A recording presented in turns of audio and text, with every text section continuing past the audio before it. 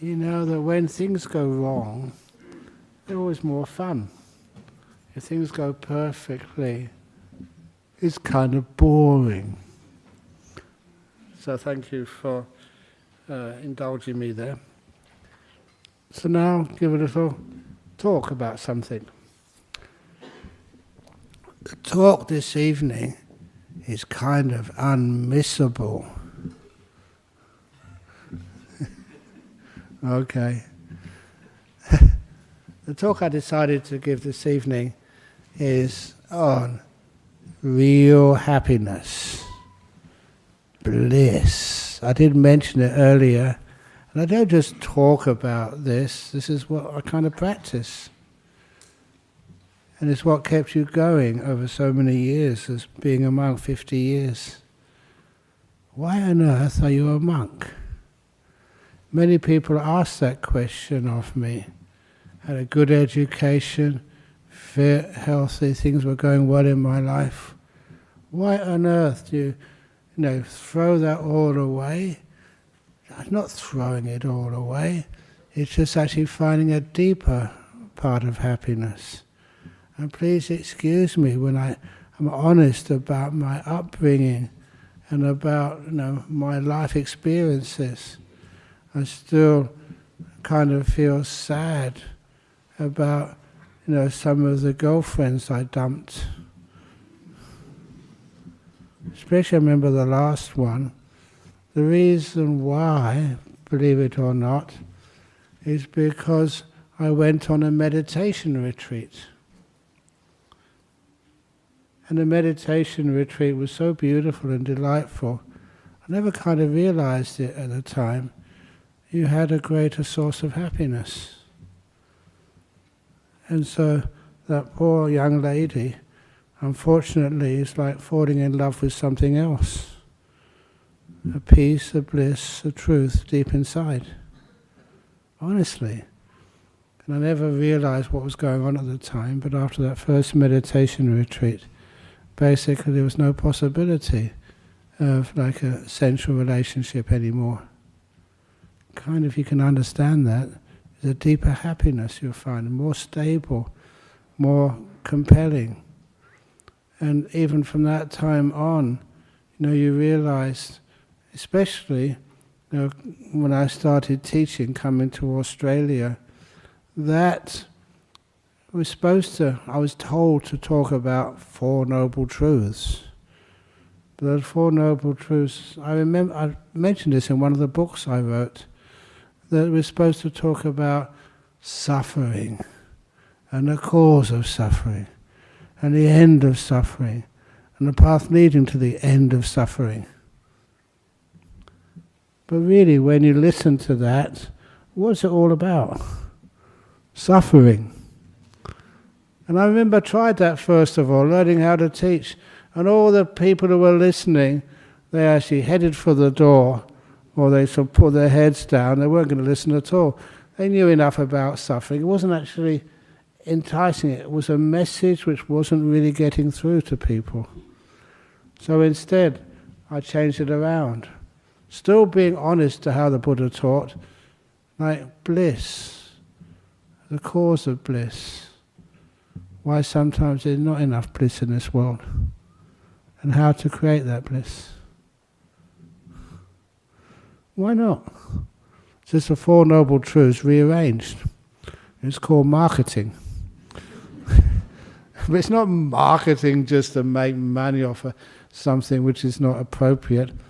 It's why do you come here on a Friday night?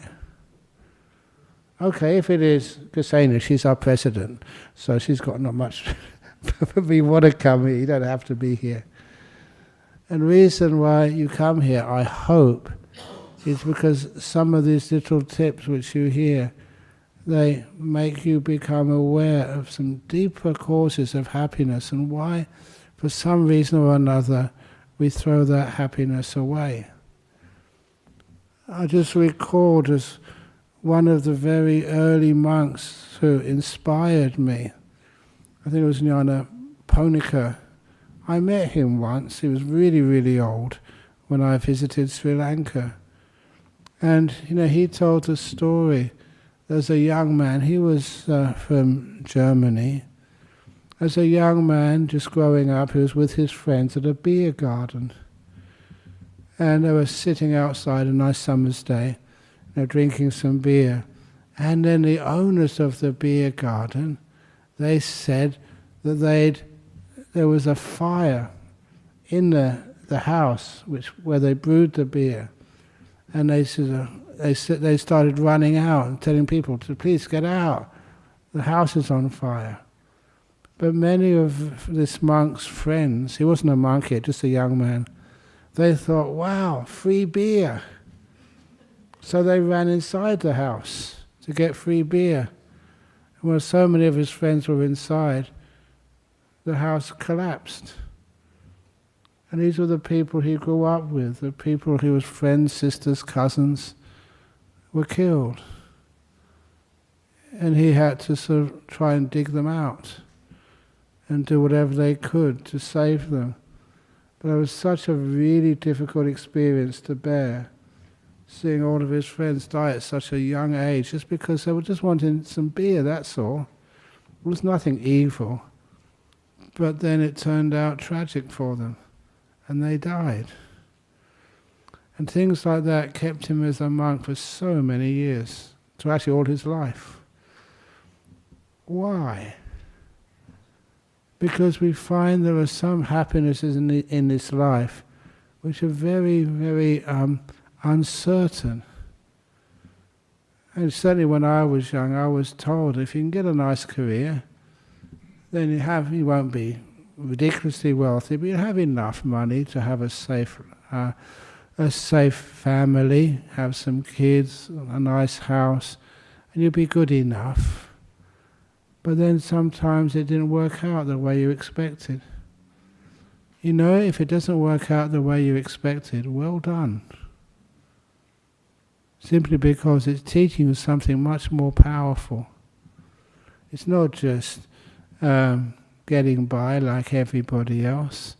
It's much more than that. So that's one of the reasons why when you started investigating this, what they call, generally speaking, a spiritual life, you get some amazing experiences and insights just on what life is all about. Do you know what life is all about? Sometimes we wish we could say yes to that question, but sometimes that life turns around and shows us you haven't fully understood her yet. I say her, him, it, whatever.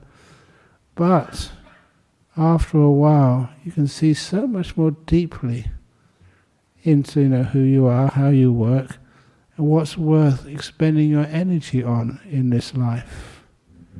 You've only got a certain amount of energy. What do you want to do in your life? After 50 years of being a monk, and I'm still very happy being a monk, and I ordain many other people as monks and nuns, and it makes me very content to see what they do with their life and how this Buddhist society has helped so many, many, many, many people.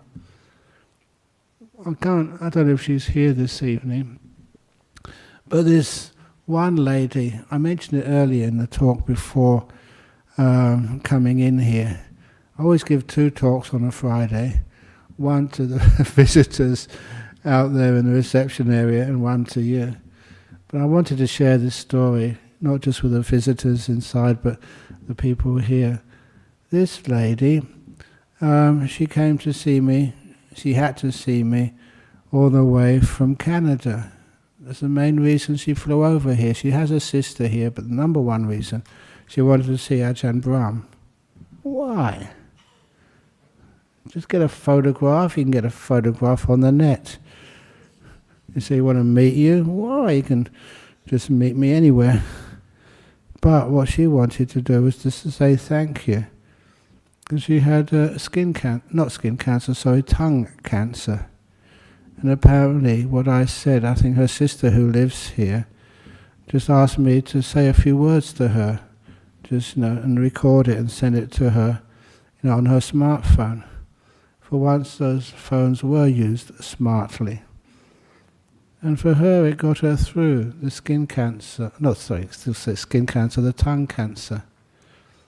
And I remember she was showing her wrist. There's like a big sort of scar there. That's where they cut out some muscles or skin and made that into her tongue. And that's what she speaks with now. And actually to see her, and just to see just how wonderfully she had recovered from that. And she could speak perfectly. She was a GP before, she's a GP now again, she's gone back to work. And she was just so overjoyed how well these little teachings had worked. And she insisted on coming to see me. And she managed to do that.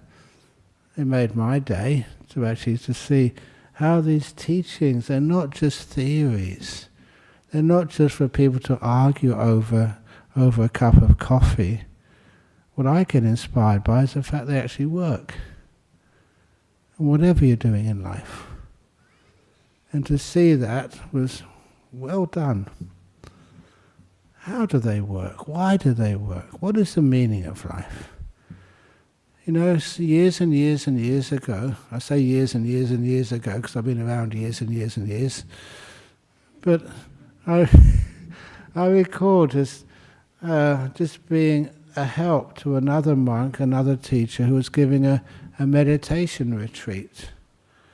He was giving it in the town of Oban in Scotland. Beautiful place, but a long distance from anywhere. And I was just sitting next to him, like Venerable Dayalu sitting next to me. And this lady came in for her interview, and she said to this senior monk, "I'll just come in here to thank you for saving my life." Not to me, but to this other monk, senior to me. And the way she said it, I've been listening to interviews for hours and hours and hours. I really woke up. The way she said it, she was serious. It really meant something very deep to her. Emotionally, it had the loud sound of truth. And then, of course, I listened. What had he done? And for this lady, she was a student in some university in Middle England somewhere, and she had some emotional difficulties, like students do, and went to see the psychologist, for free, and they just gave her some Valium. And she'd been on that Valium for years. And she came on this retreat. She misunderstood. She thought that when you keep precepts, like the 5 precepts, many of you Buddhists know the 5 precepts, but I hope you're not all Buddhists who come here. The 5 precepts, the 5th one was you're not supposed to take alcohol or drugs. She never understood it meant non-medicinal drugs.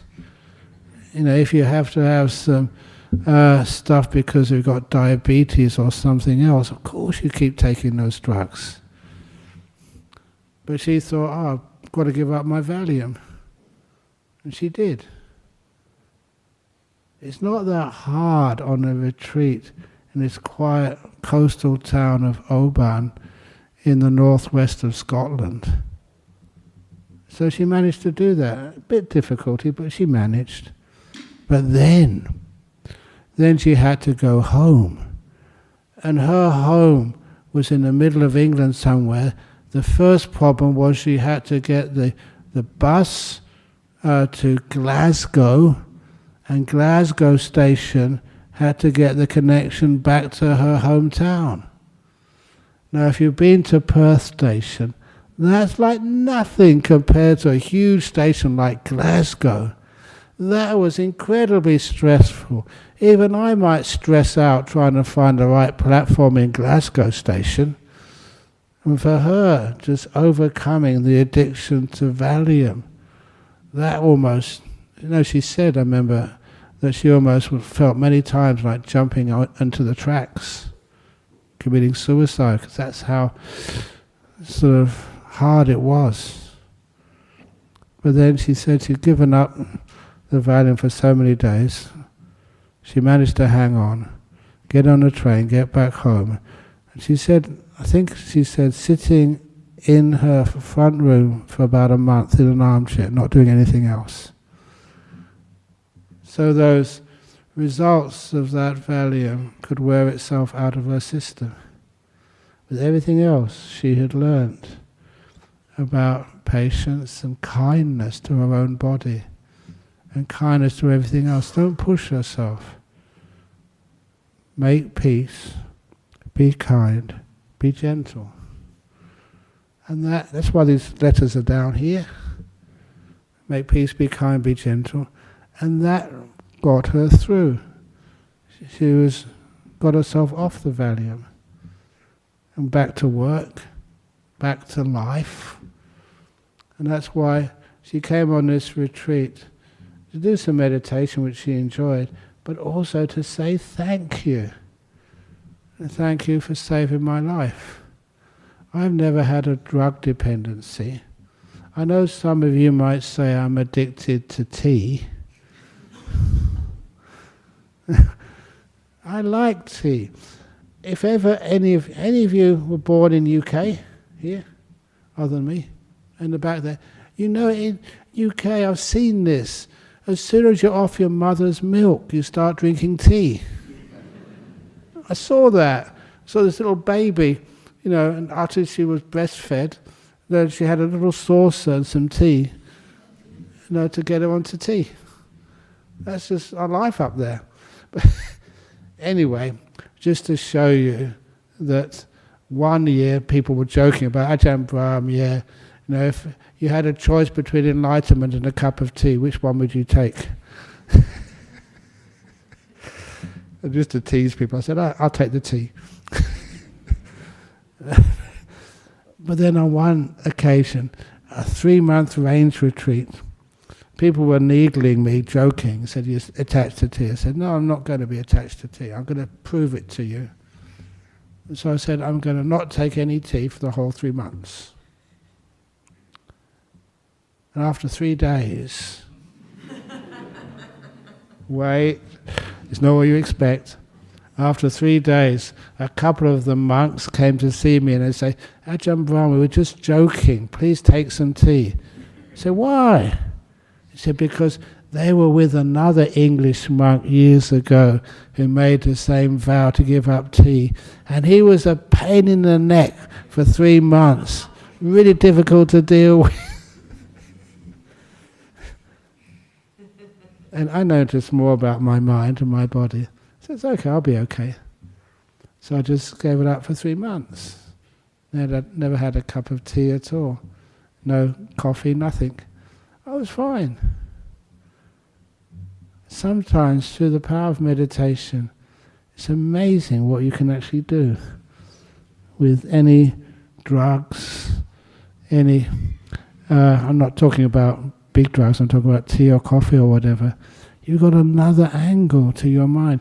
You can know how to overcome the problems and difficulties in life.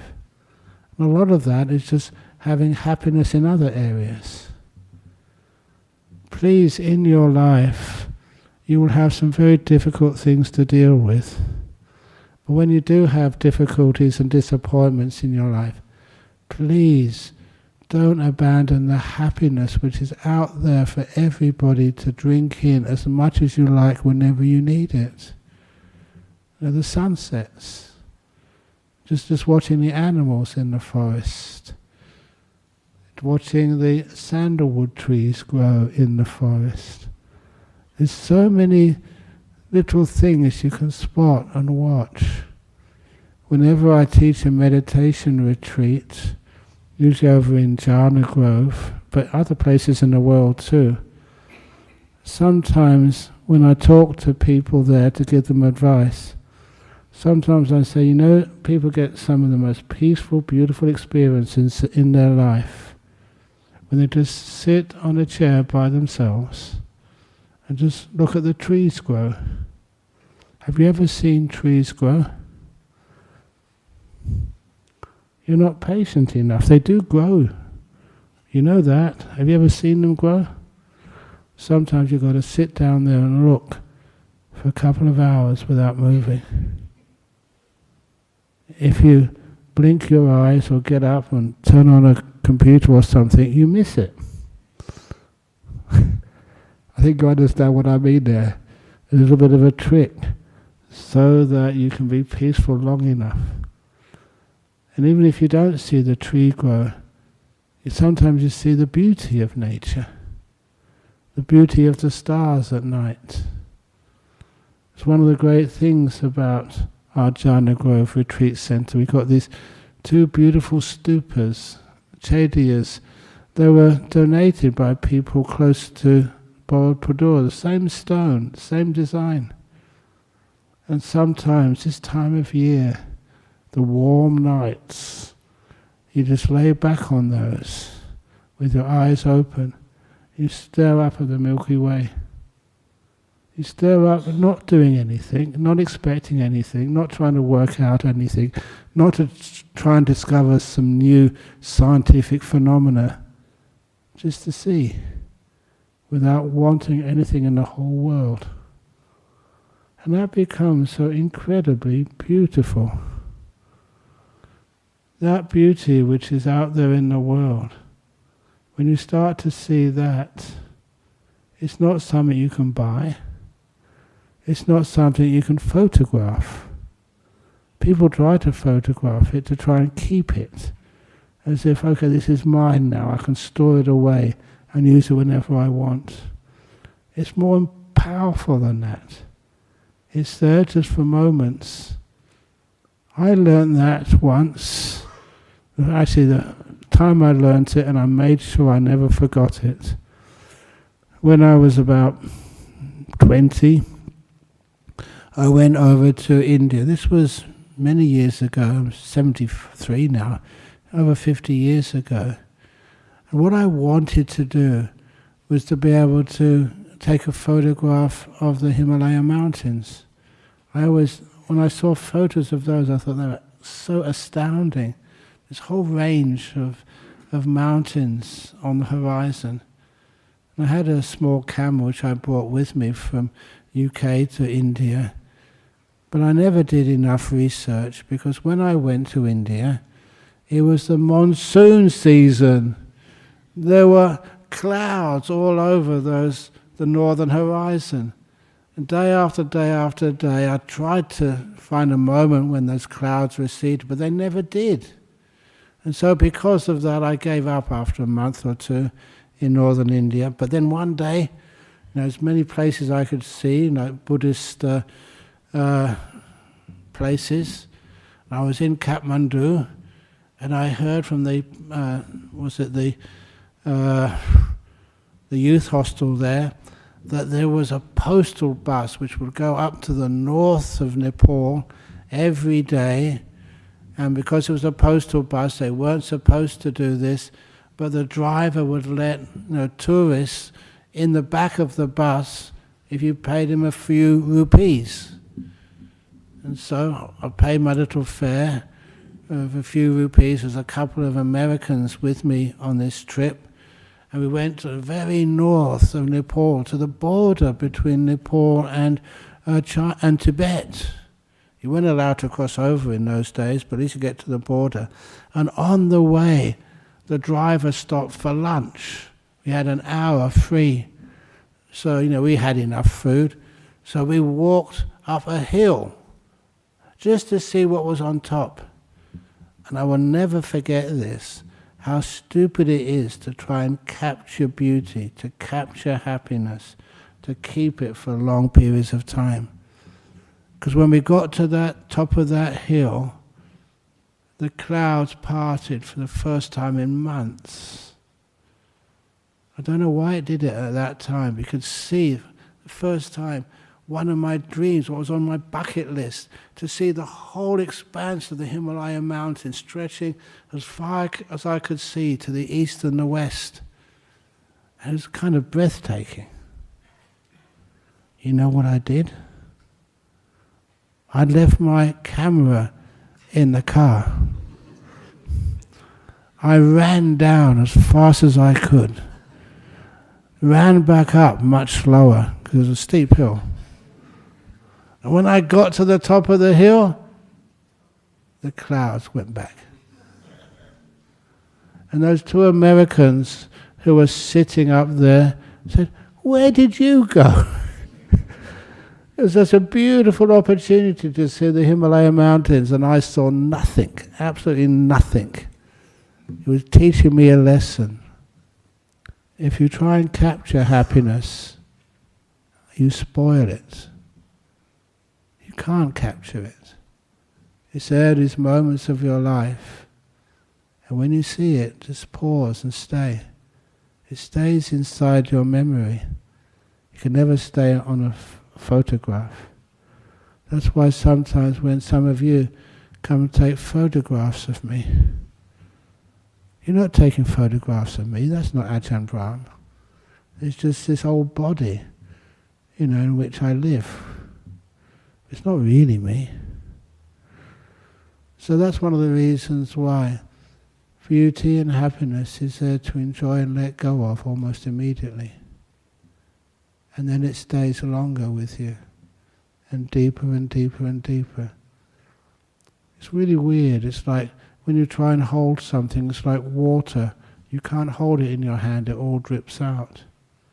When you stop trying to hold it, there's a whole lake just stays in the palm of your hand as long as you need.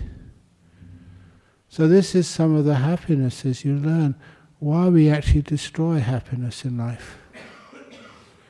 And as a monk, you try to do the least possible. I'm a lazy monk. I am. And so I don't know why you're celebrating all the things I've done in my life. Not much. Just learning how to be peaceful and still. Learning how to look at the stars at night. Look at the flowers and discover so many new things when you walk through the bush. See so many beautiful animals. You know that there's so much delight in that bush in which we live. I remember seeing some of the possums come out at night. And the possums usually have a baby on the back. They're just looking for things, exploring. And when you see the little possums, they too are absolutely gorgeous. But if you try and hold them, of course they get scared. You should never try and hold an animal, especially one of the indigenous animals which live in the forests of our world. Your job is just to be kind to them, wish them well, and enjoy their company just for a few moments. And then they part. When you learn that as a monk, you try and share that wisdom with each one of you. All of you have partners in life, or looking for partners.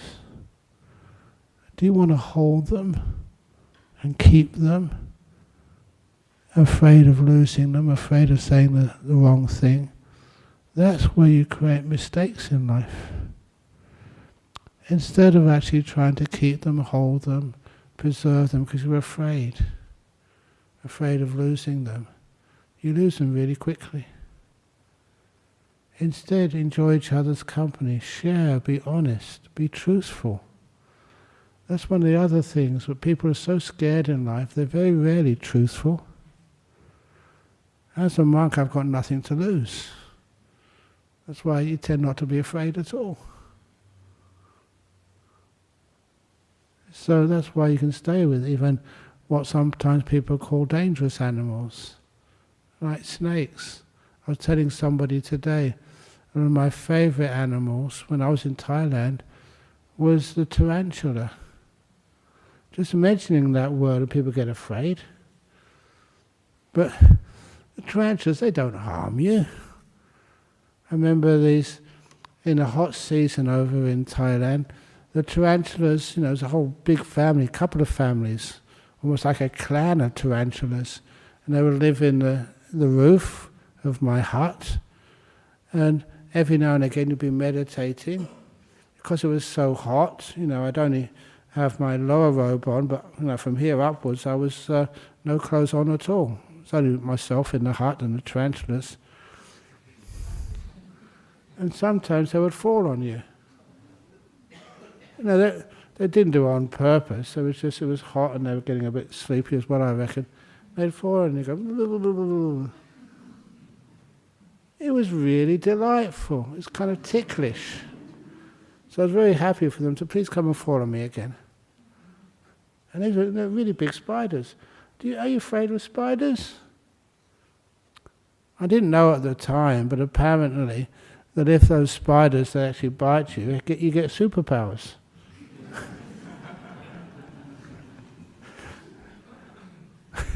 Is that true? Can you actually call me not just Ajahn Brahm, but Spider Monk?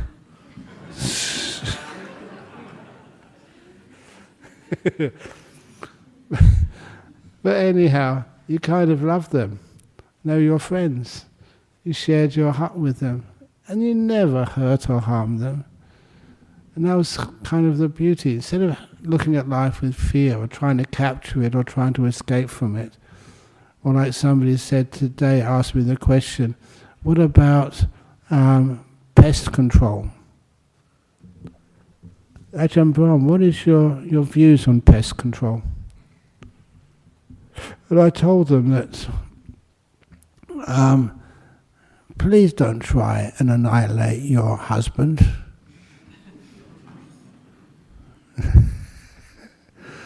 Your wife, your kid, your politicians, your people you really don't like in this world. Is that the right way to get rid of enemies and solve that problem? With pest control, I don't know who you think the pests are in this world. But isn't it nice to have gratitude towards the pests in your life? Not trying to get rid of them, but trying to understand them. What do the pests really want? Can't we have some kind of compromise? And of course we can. You know, one of the strange things which I've seen, practiced, and it's amazing when people have the confidence to be able to do this.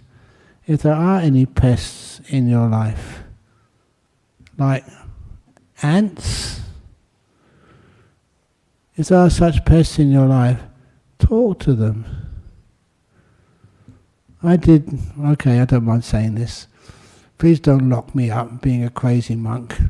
But I remember just talking to this big ant mound outside of one of the huts which I built over in Bodhinyana Monastery. There's a big mound of ants, and you're not really supposed to build a hut where it's going to impede on things like ant mounds. That's part of our Vinaya rules. But there was no other place to build this hut. So what I did, I went and sat in front of that ant mound and said, look, I'm not going to destroy your home. I'm going to build around it. So I'm going to be really, really careful. I was a builder. So, no, please, we look after you. Can you look after us? I remember that ant mound because this is no other human beings have lived in the land of Bodhinyana Monastery for long periods of time. So one of the Anagarikas decided on a test for the ants in this anthill. They had a cube of sugar, which you usually put in coffee or something, and they put the cube of sugar on top of the ant mound to see how the ants would solve the problem of this delicious treat, a cube of sugar on top of their ant mound. Because they couldn't actually put it through any of their holes. What would they do? Would they actually just go up and just put it apart, and then when they kind of put it into small bits and then put it into their anthill? They didn't do that. You saw them. They excavated from underneath the ant cube. And day after day it grew a little bit lower as it went deeper into the anthill, until it got so, the anthill didn't get bigger or smaller until it got just right underneath the top of the ant mound, and then they covered it over afterwards. They excavated it. That was incredible engineering. I think human beings wouldn't be able to do that. That's actually how they dealt with that. But anyway, one of the things you notice, you got respect, for these little animals you shared the forest with. And for me, I would always include them in the chanting when I was building this. They went on their paths through the forest, and I was built around those paths. And this is an A-frame hut built on little stumps. And all that time I lived in the hut, the ants, they just went around it. Had this beautiful sense of harmony and peace. We never interfered with each other at all. When I got up in the morning, I'd always make sure I never stepped on any of their tracks. Extra care. And those ants never came into the hut at all. Then, one of the other people staying at the monastery, we had a tractor which we used to take big loads of wood away. And because they weren't mindful, they drove one of those wheels over their ant mount. I can't get angry, but I was really disappointed and told them off. What did you do that for? It's only an ant mount. There's more than that. It's kind of my ant mount. I had made some contact with them. And from that time on, they came into the hut. If you don't look after what people call pests, the pests don't look after you. And they'll give you so much trouble. One of the other stories with pests, which I kind of like, there was one of the forest monks in Thailand years ago. He told this story, absolutely true, that he was what we call like the Tudong monks. That idea of Tudong monks is another beautiful tradition which we would love to keep here in Western Australia, but it's the lay of the land doesn't really allow it that easily. The Tudong monks, you take everything you own. It's usually just a bowl and a robe, and you walk, taking everything you have with you. After 5 years basic training in Thailand, it was my turn to be a Tudong monk. And I had all I needed was on my back. Not in a rucksack, just a bowl. There was a mosquito net umbrella, which you had to have, and a few other basic things for life. And the wonderful thing about that, you could go anywhere, in Thailand. People have done this in Sri Lanka too. Anywhere in Sri Lanka, it doesn't matter what part of Sri Lanka, up the north, up the east, the west, the south, everywhere. And people will always feed you. They don't have to be Buddhists, just because they're kind and you're kind to them. And so, when I was in Thailand, you could go anywhere you wanted in that land, just walking. And the lovely thing was, everything you owned in this world, nothing was allowed to be stored anywhere. I had my passport, had my bowls, how I could get food.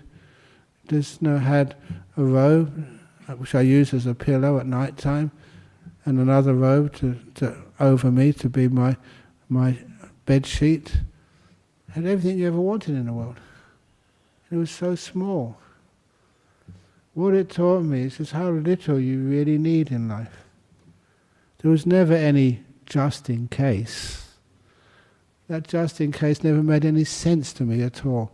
Sometimes we have so many possessions, so many extra goods, and it's not just in case. It doesn't help us.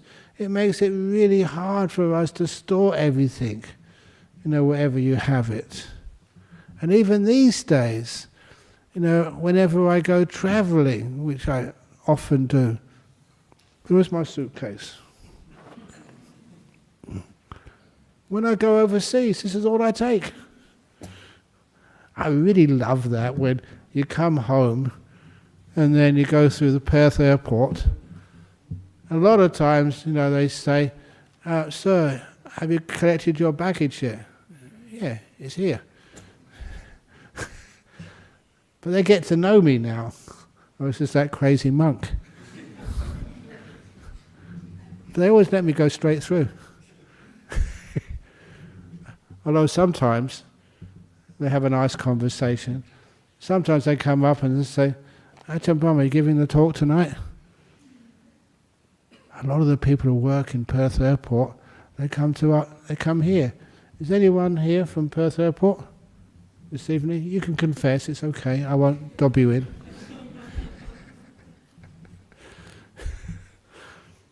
I can't resist this story.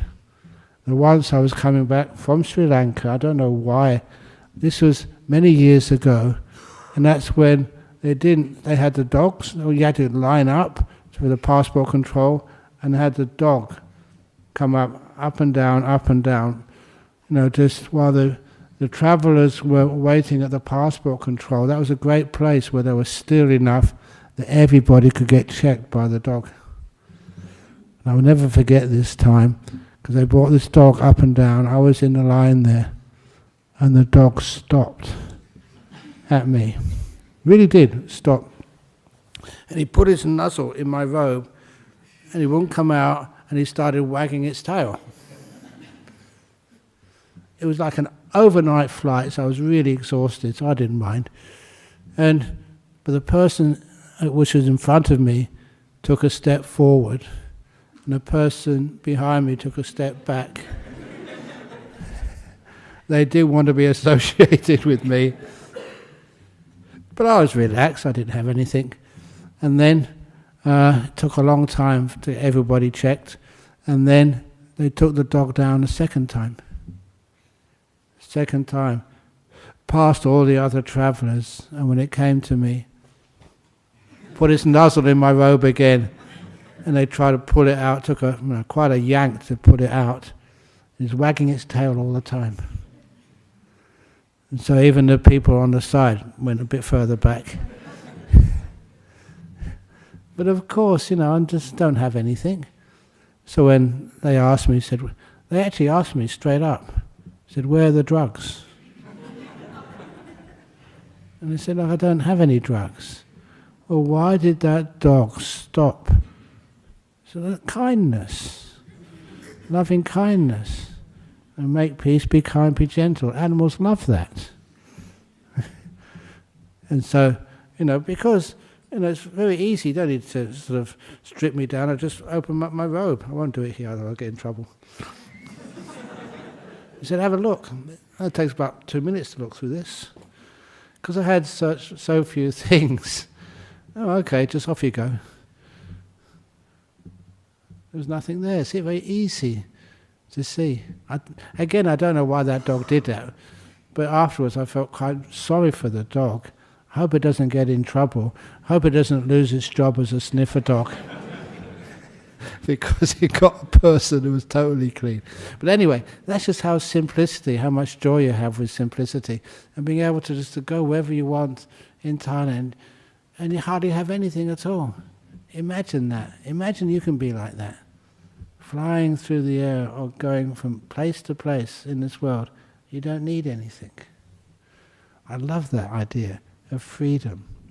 We always think the more things we have, just the safer we will be.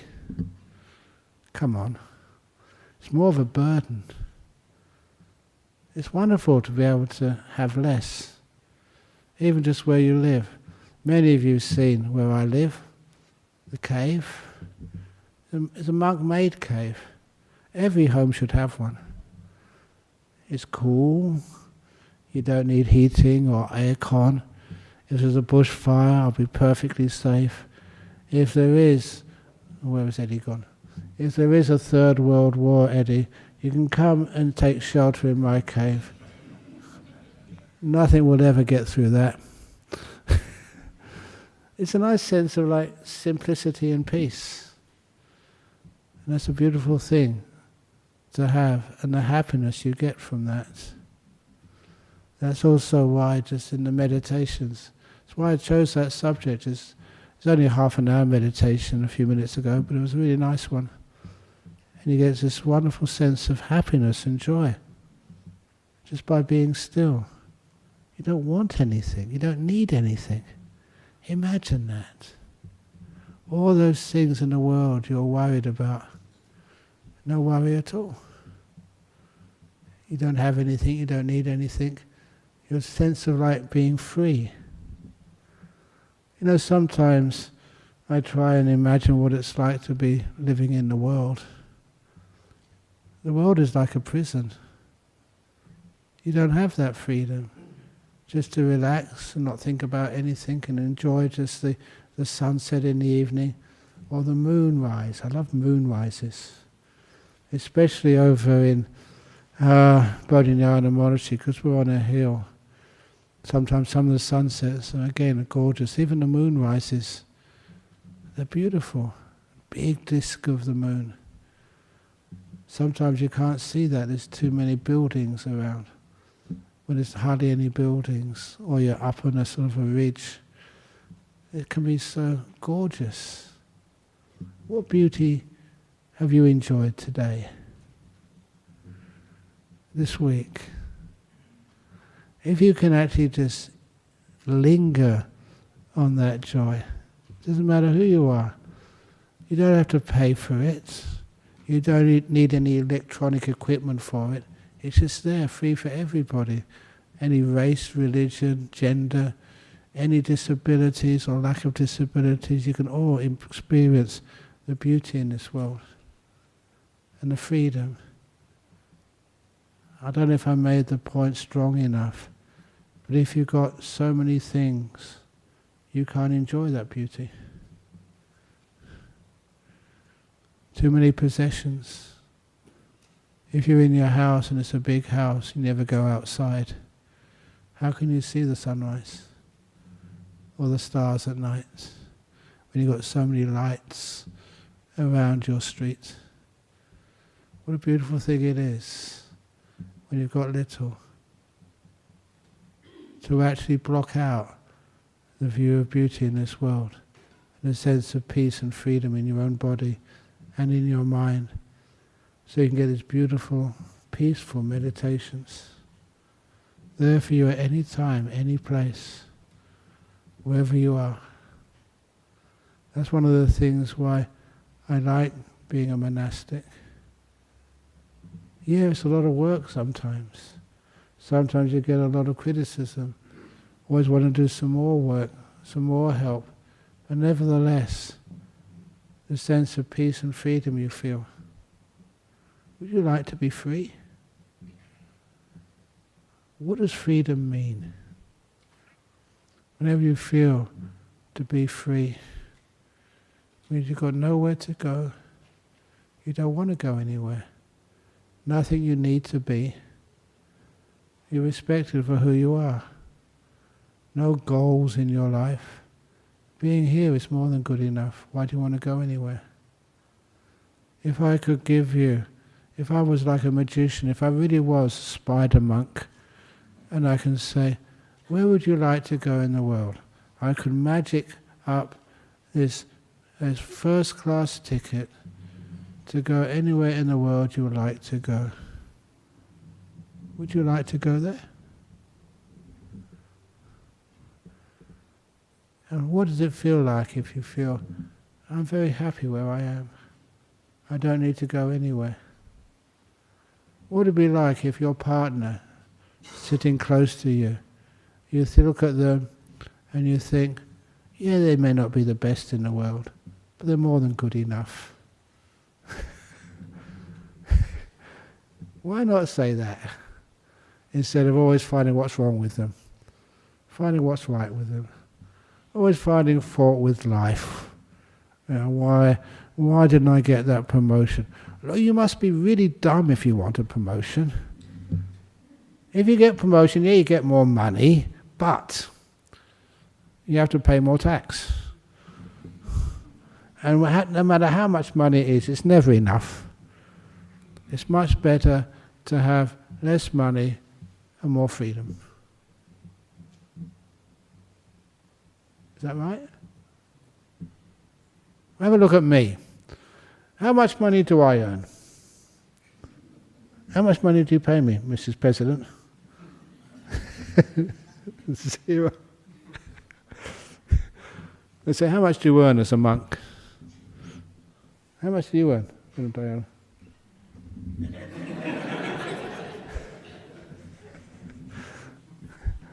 What we earn is, when I give a nice talk, I look at you and all the smiles, that's what I earn.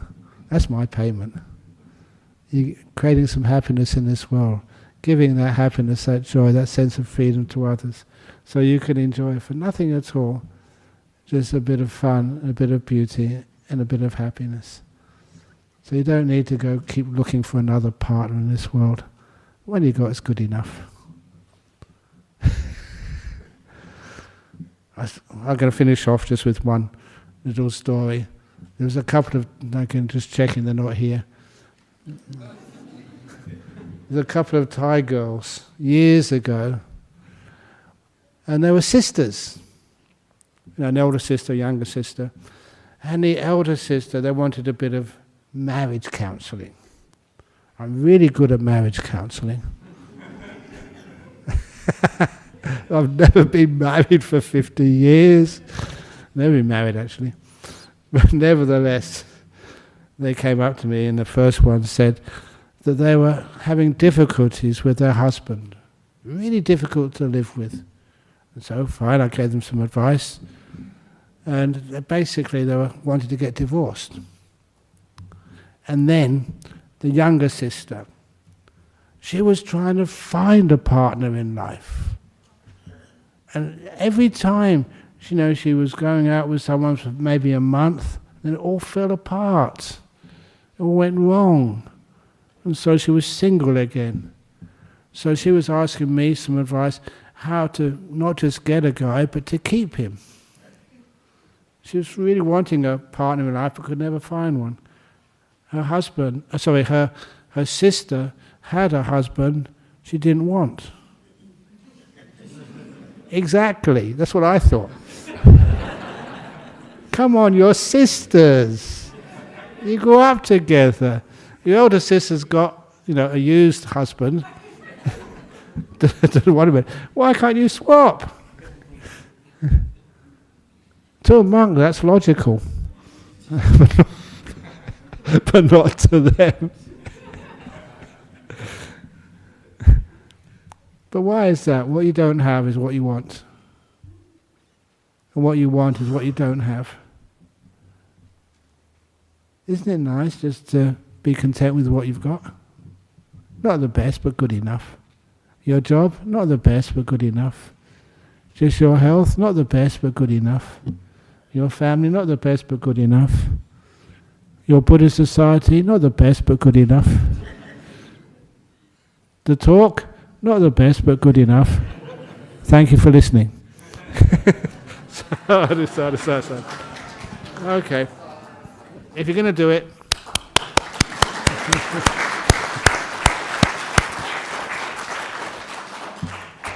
Okay. Now we usually have the questions, comments, and complaints. Okay, the first question coming this evening. Here we go. The first one is from Mr. Putin. Sorry, Ajahn Brahm. I always crack that joke about famous people asking questions. When I was in Victoria, in Melbourne, they actually did that. They had his pictures. I don't know where they got them from. This is from Mr. Putin. They had Mr. Putin's face on it. And then Mr. Trump. And then Mr. Kim Jong-un. I'm going to be in big trouble one day. What is your recommendation for a mind burdened by anxiety which imagines all kinds of worst-case scenarios could most likely happen. War, horrible sickness, death, Donald Trump, etc.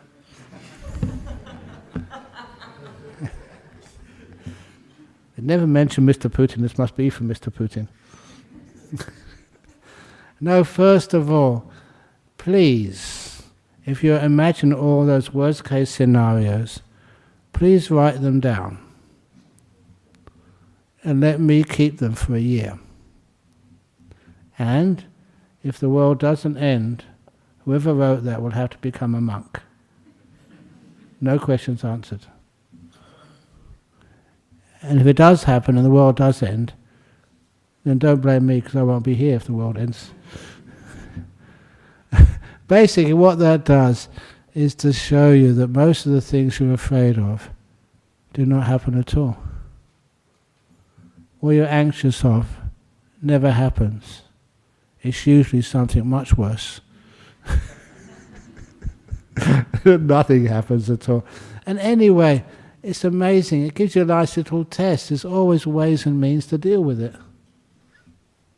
But the fear itself is what needs to be afraid of. A lot of times you notice what you're really afraid of doesn't happen. For example, are you afraid of aircraft explosions?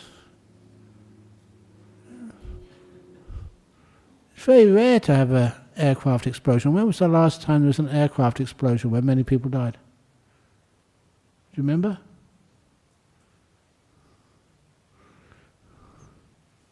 It's a long time ago. But we still think we're afraid of things which don't really happen. Wars. Yeah, there's a few wars go on in the world. But how many? More people die through drug abuse than wars. More people die of car accidents maybe, or violence. I don't know the figures. Are you afraid of those? That's something you can actually do something about. Live a much happier life. Okay, so what is a Buddhist society doing? Actually doing to help, say the conflict between Russia and Ukraine. Are we doing anything? Are we just doing chanting? It's more than that. More than that. What we're doing with, because he was sending a video for my 50th anniversary. The gentleman over in Eastern Europe, all the talks which I give here, he translates them. He asks, can I please translate these into Ukrainian so that people in Ukraine can get a bit of a boost? Not just chanting, but get access to all these talks we give here. And when he asked me if he could do that, I said no. Unless you also translate it into Russian as well. I want it on both sides. And that's what he does. He spends us so much time, hard work. We managed to find some funds somewhere to send to him to actually pay for the translators and everything. And he translates all these talks into Russian and Ukrainian, puts them online, so people in those war zones can actually get some good advice and not just get caught up, in some of the bad ideas from some of the leaders of our world. This is something we can do. And that's one of the things I'm very proud of doing, saying no unless you do both, the Russian and the Ukraine. And everybody else in this world. If I had the possibility of actually sending these talks to the politicians in the United States, I'd only do that if it was given to the Democrats and the Republicans. I don't want to make separations of one side or the other. Otherwise, again, it doesn't work. You don't want to blow up one side. You don't want to blow up any side. That's what I call pest control. Talk to them, and then they find that there's always solutions if you can talk. Oh, and that actually a question from the United States. What is the best way to deal with people who try to motivate you with shame? Don't do this, you should be doing this or that. How do you deal with it internally and externally? If that's from the United States, whenever I went to the United States, they say this is the country of freedom. When anybody claimed they're free, you just really doubt them. The real freedom is you respect a person no matter what their view is. And if someone's got a gun, you learn how to run fast. I shouldn't have said that. But try to motivate you with shame. Please, be careful not to confuse making mistakes with being ashamed. We all make mistakes, and when you do make a mistake, please, what should you do with mistakes? Be ashamed of it, hide it, try to convince other people that it wasn't a mistake after all. Whenever you make a mistake, do a silly thing, always admit it. Let people know. Sometimes my mistakes are very funny. I learned that from Ajahn Chah. Every time I made a mistake, Ajahn Chah would never criticize me. He never shouted at me, "You stupid monk." He would laugh. He would laugh uproariously. He only had 4 years of education. I went to Cambridge University, for goodness sake. He couldn't believe how stupid these people with degrees were. I proved that to him. And sometimes I thought, why did Ajahn Chah have so many Western monks? Because we made him laugh the most. All the stupid... I think you've heard this stupid story before. In the early days with Ajahn Chah, we didn't have many supplies. So when I needed a bar of soap, something simple, a bar of soap, you had to go to your teacher and ask him, "Have you got a bar of soap so I can use it?" But I had to ask in Thai language. And the word for soap was sabu. What I said was sapo. It's close enough. But sapo meant pineapple. So what my teacher heard, I wanted a pineapple. And he looked at me and said, "What do you want pineapple for?" I said, "To wash."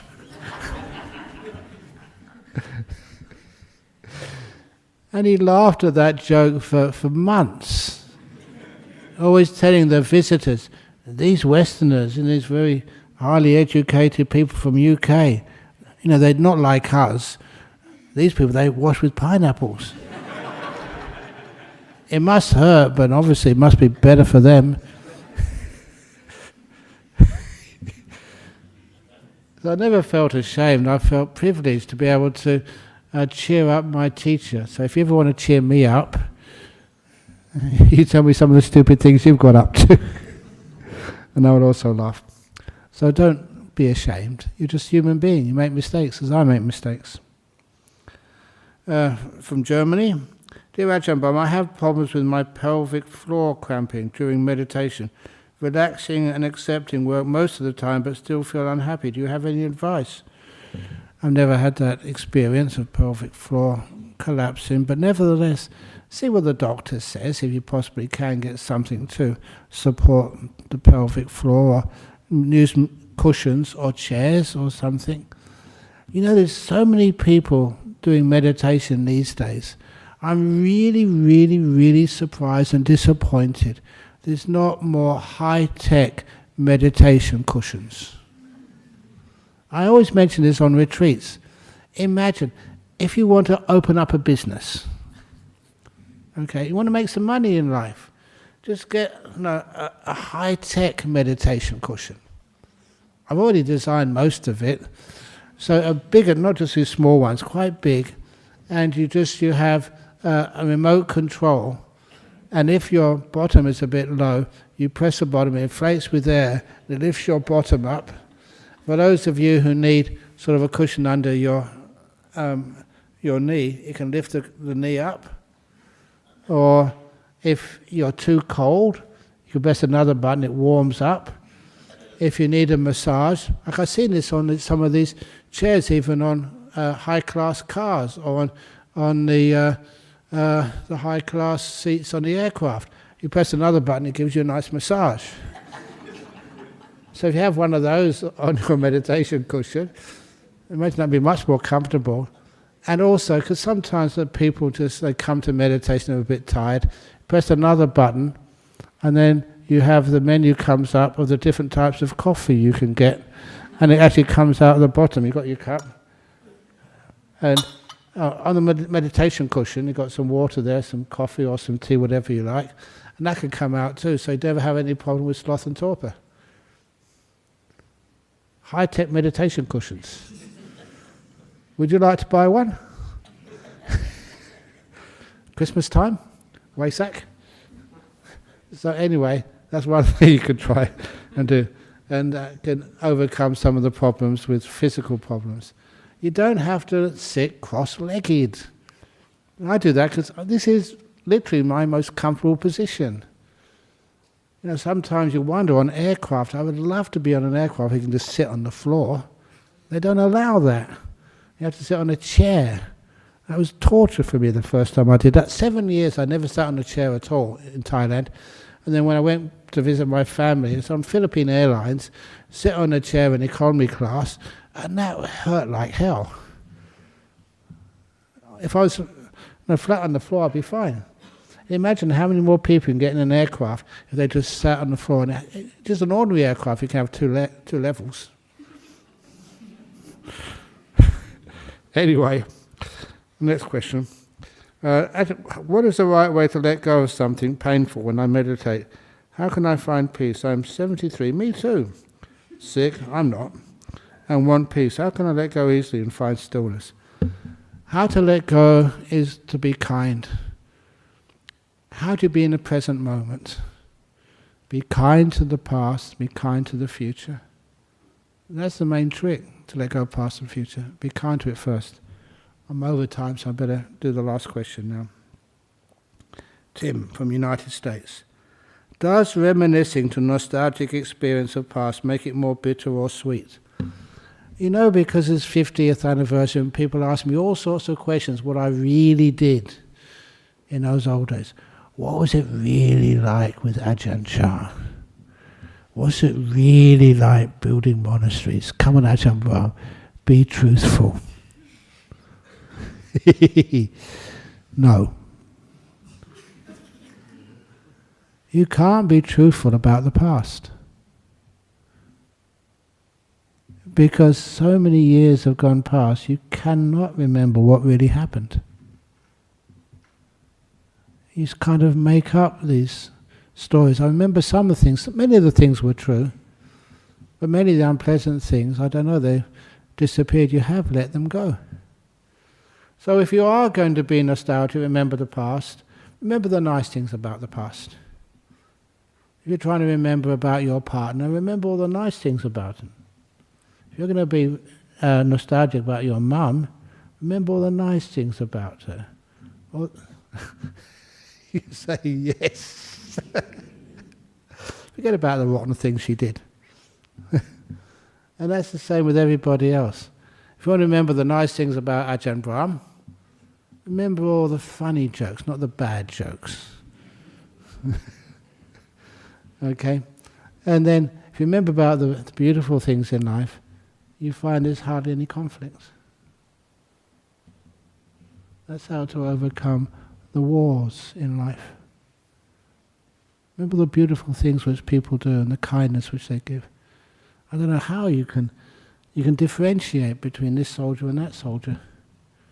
They're just human beings, maybe speak different language, but they feel the same amount of pain when they get a bullet in them. The blood is red no matter what country you come from. And everybody has the people they love and care for, and people who care for them and love them.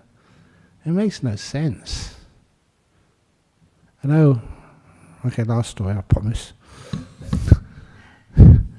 When one of Ajahn Chah's disciples, had to go into the army, it was like conscription.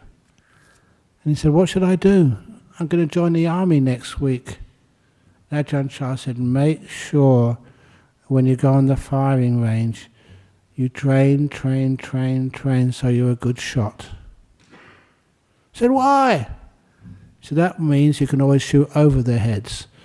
If you're a really good shot, you'll never kill anybody. But if you're not a good shot, who knows where that bullet's going to go? It's kind of good advice.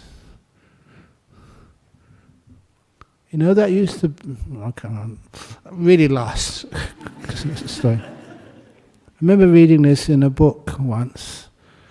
They said one of the hardest things which generals had to do was actually to make sure that their soldiers actually shot to kill. Because most soldiers would never shoot to kill. They had a gun, but they would always either not pull the trigger or, shoot in a different direction, even if it meant they had to die. And just senior military officers knew that. So they would always try and demonize the enemy. Make them just, these are really cool, they haven't really got a heart, they're not the same as us. They're just not worth anything. Please never let that happen. Please make sure that every human being is treated like a human being, regarded as a human being, no matter what country they come from, no matter what age, what gender, affiliation, whatever, no matter what religion. They're human beings. They deserve respect. When you respect the other, a lot of wars can't happen. Who would go to war? Dictators only have the power that people give them. We refuse to give them that power. They can't do anything. Thank you for listening. Thank you.